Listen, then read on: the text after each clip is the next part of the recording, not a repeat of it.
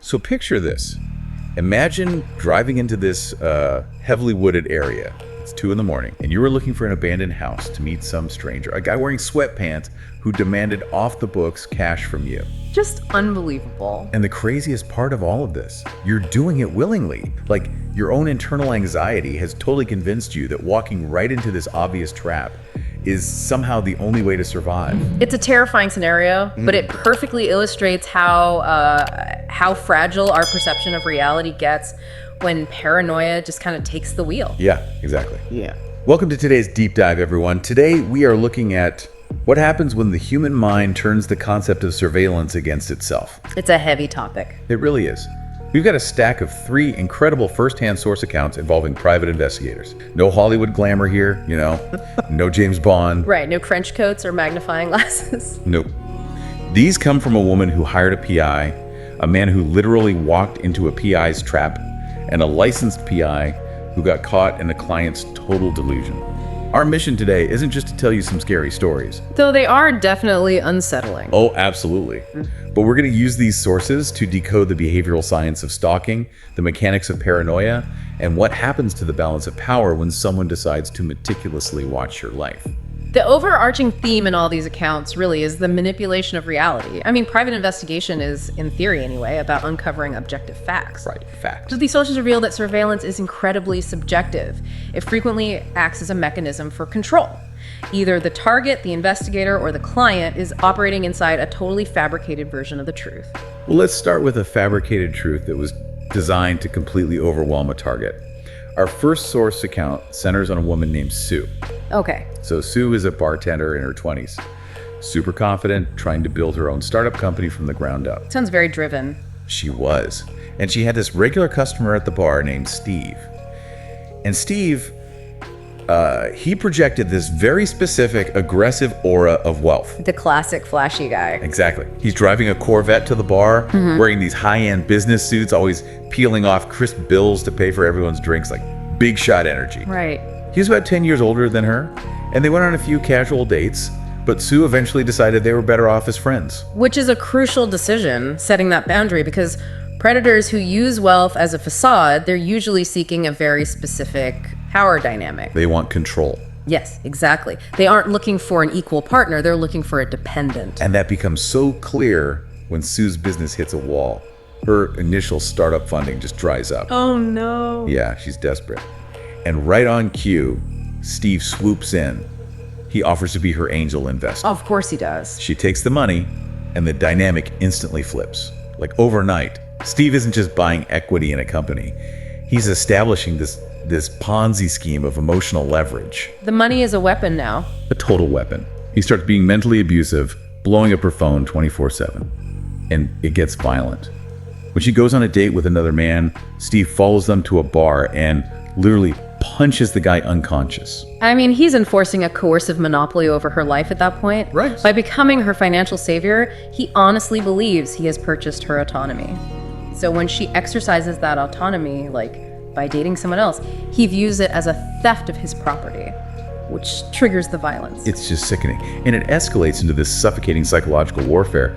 Sue starts hearing footsteps outside her apartment window at night. Terrifying. She sees his red pickup truck just idling at the edges of her daily routine. Everywhere she goes, the truck is there. And then abruptly, it all stops. He vanishes. Completely vanishes. The truck is gone. The call stopped. The footsteps disappear. It's like that horror movie trope where the monster goes quiet just to lull you into a false sense of security. Right. Behavioral psychologists actually refer to that sudden absence of a threat as the incubation of anticipatory anxiety. The incubation of anticipatory anxiety. Wow. Yeah, and it is a highly effective form of psychological torture. When the overt stalking stops without any clear resolution, the victim's brain steps in to fill the void. So you just start doing it to yourself. Exactly. You become hypervigilant. Every shadow is the stalker. The silence becomes a weapon because the victim exhausts themselves waiting for an attack that could happen at any second. And Sue lived with that anticipatory anxiety for years. Years. That's awful. Yeah, but eventually her company actually becomes highly successful. She moves to a new house, and her ultimate goal is to find Steve, hand him a check with interest, and just sever that psychological chain completely. To buy her freedom back, essentially. Right. but he's a ghost. She can't find him. So she hires the private investigator who provided the source account. The PI digs in and finds out that Steve is a phantom. It's a totally fake name. Wait, the wealth wasn't real? None of it. He was a serial scammer. He ran this rich benefactor routine in multiple towns using leased cars and fake cash to entrap ambitious, vulnerable women. Wow. That completely recontextualizes the trauma. Steve's entire identity was a mechanism for control. He lacked intrinsic power, so he manufactured financial power to trap women who, frankly, wouldn't have given him the time of day otherwise. Yeah. And the illusion finally crumbles in the most disturbing way possible. While the PI is working the case, a tall, hooded figure starts knocking on Sue's door at 2 a.m. Oh my God. The PI stakes out the property, intercepts the hooded figure, and chases him deep into a heavily wooded area near Sue's new home. At 2 a.m.? Yep, middle of the night. When the sun comes up, the PI searches the woods and finds a hidden makeshift shed. It smells like rotting garbage and unwashed bodies. Gross. And in the center of this squalor, there's a wheelchair. Sitting in the wheelchair is a beaten-up mannequin wearing a blonde wig and smeared makeup. No way! Yes. And it's holding an old photograph of Sue and Steve in its lap. That is, it is a grotesque monument to a shattered ego. The police set up a perimeter, and when the hooded figure returns to the shed and literally begins talking to the mannequin, they arrest him. It's Steve. The sources describe him as just a shell of a human being. I bet. But, I have to challenge the framing here a bit. You mentioned earlier that when a predator's illusion shatters, it leads to a psychological break. Right. But building a hidden shed, sourcing a wheelchair, stealing a mannequin, and tracking down her new house, that takes a high degree of executive function. It does. So how does someone go from driving a Corvette to living in a shed with a mannequin? Is this really a break from reality, or just a calculated extreme escalation of his need for control? That is a phenomenal distinction, and you are totally right to push back on that. It is not a psychotic break in the sense of losing all cognitive function. Okay. It is a localized, highly motivated delusion. Think of it as the ultimate expression of narcissistic supply. Steve's entire self-worth relied on being the powerful savior controlling the grateful woman. Right, the whole fake benefactor routine. Exactly. When Sue succeeded without him, that narrative was destroyed. He couldn't force the real Sue to comply anymore. So, using very deliberate executive function, like you said, he constructed a surrogate reality. The mannequin. Yes. The mannequin is the ultimate compliant victim. It doesn't talk back, it doesn't succeed, and it never leaves him. He managed to isolate his need for control into a space where his authority could never be challenged. Man, that's a chilling example of someone manufacturing a reality to sustain their own delusions, which honestly provides a perfect bridge to the second source account. Let's hear it. If Steve's story is about a predator who creates a fake reality to trap a victim, this next story asks, what happens when the PI is the predator? What happens when they weaponize a client's fake reality against them? Oh, this is where we examine the vulnerability of the person who actually initiates the surveillance. Exactly. The source here is a man who openly admits he has severe trust issues. He gives this great example of his susceptibility to peer pressure. As a teenager, he tried to steal his principal's car simply because his friends dared him to. Wow. Okay, so highly influenced by external validation. Very much so. Fast forward to adulthood, he starts experiencing this baseless, nagging feeling that his fiancée is cheating on him. Just out of nowhere. Pretty much. And he doesn't look for objective proof. Instead, he outsources his anxiety to his toxic friend group. An echo chamber of paranoia. They aren't trying to help him find the truth. They are validating his worst fears because in toxic groups, drama is a form of social currency. Yes, social currency, exactly. They convince him that his anxiety is actual evidence. So he goes on Craigslist to hire a private investigator. Craigslist, that's the first red flag right there. Major red flag. He meets a guy named Shane at a local park. Shane shows up 30 minutes late, wearing stained sweatpants, and brings his equally unprofessionally dressed girlfriend, Gabby. What? Sweatpants to a client meeting? Yeah. The client even asks about the sweatpants, and Shane claims, we have to dress like this to blend in with normal people. Which is objectively absurd, but, we have to look at motivated reasoning here. Motivated reasoning. Yeah, the client desperately needs Shane to be a legitimate investigator so that his own paranoia can be justified. Ah, I see. He rationalizes the sweatpants as, undercover genius, because accepting that Shane is a scammer means accepting that his own instincts about his fiancée are completely wrong. That explains so much of what happens next. because they sit down and Shane asks these incredibly invasive, intimate questions about the fiancé that have zero relevance to an infidelity investigation. Gross. And the client just answers them. Then Shane demands payment in untraceable cash. The client hands it over. Then a week of silence goes by. Nothing.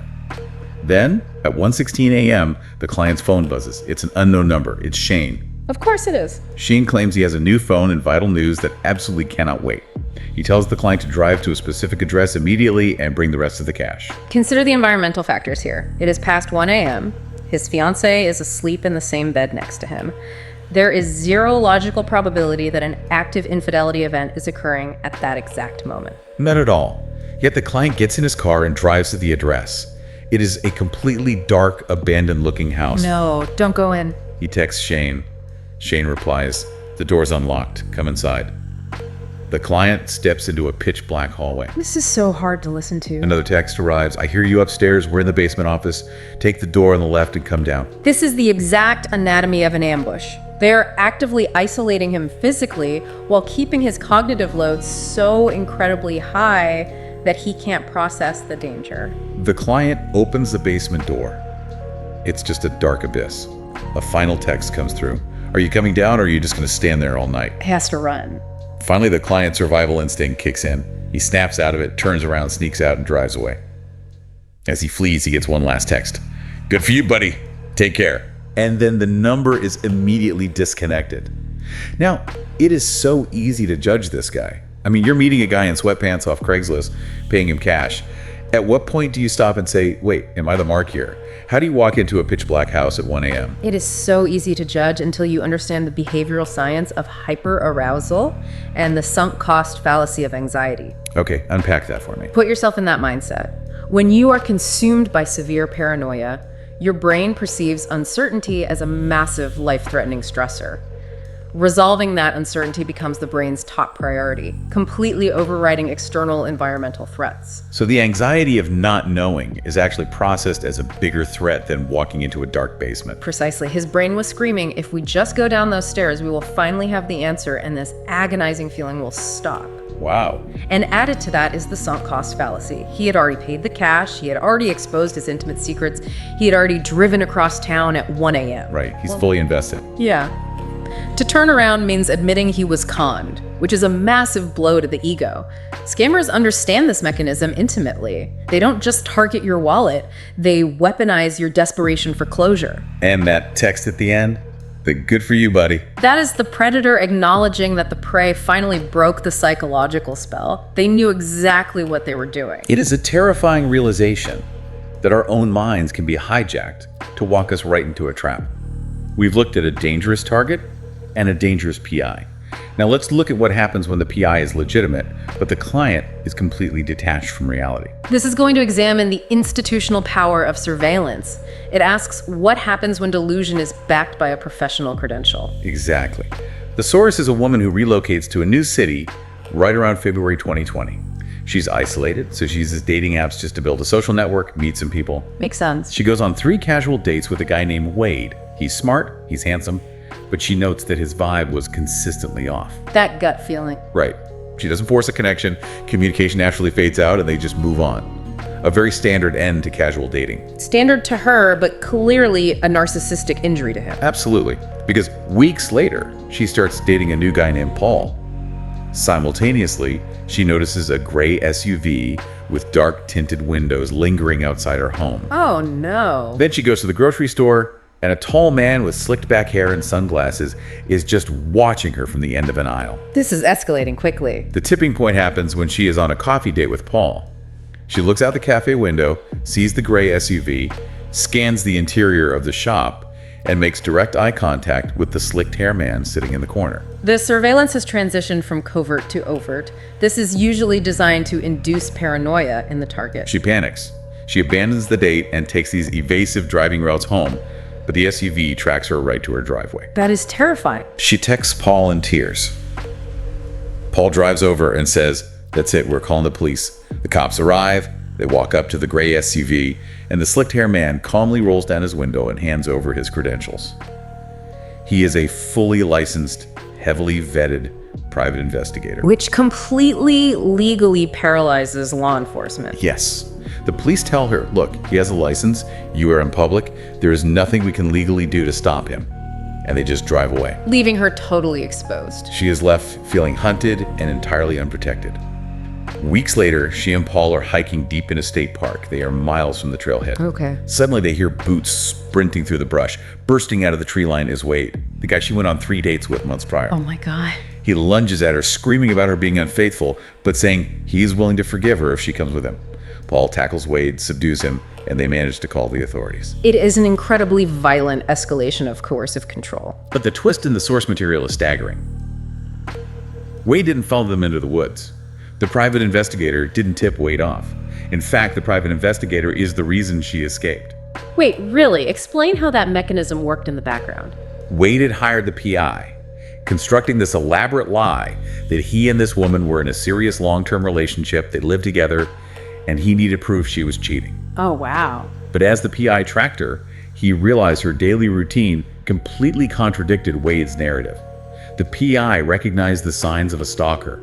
He formally warned Wade to stay away from her, and when the police investigated the attack in the woods, the private investigator voluntarily provided his surveillance logs and gave testimony against Wade. That's incredible. That professional testimony is what allowed a judge to instantly grant a restraining order, causing Roe v. Wade to delete his social media and vanish. But I have to ask, this is terrifying.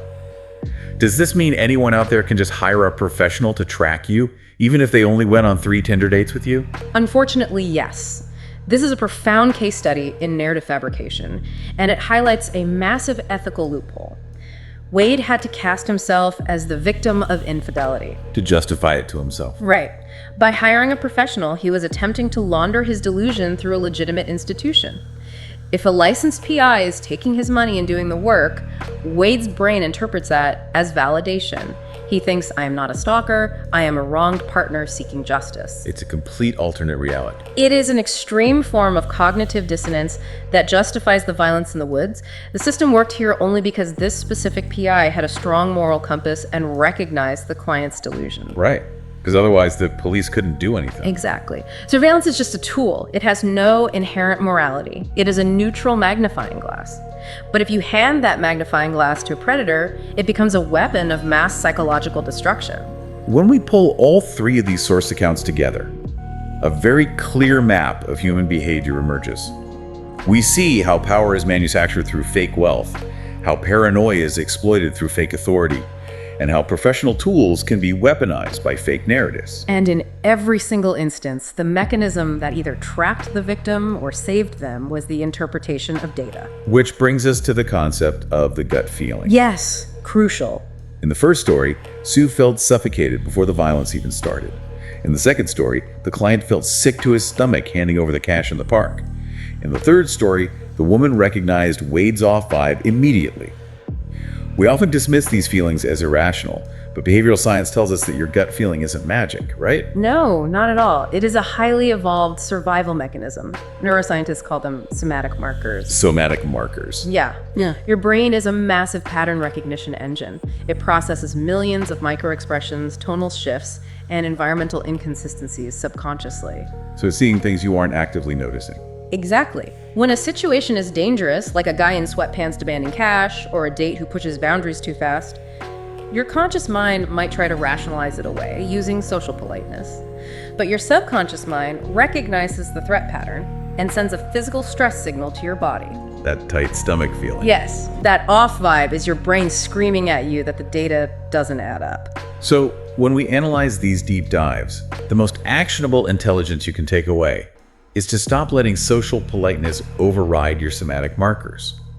If a relationship feels inherently transactional, if an environment feels like an ambush, listen to the data your brain is giving you. Absolutely. And equally importantly, cultivate grounded allies. The toxic friends in the second story validated a delusion that almost got a man killed.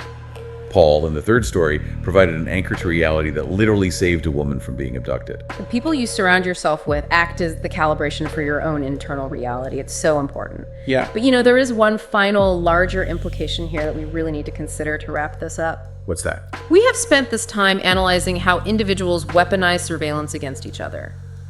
But we live in the era of the digital panopticon.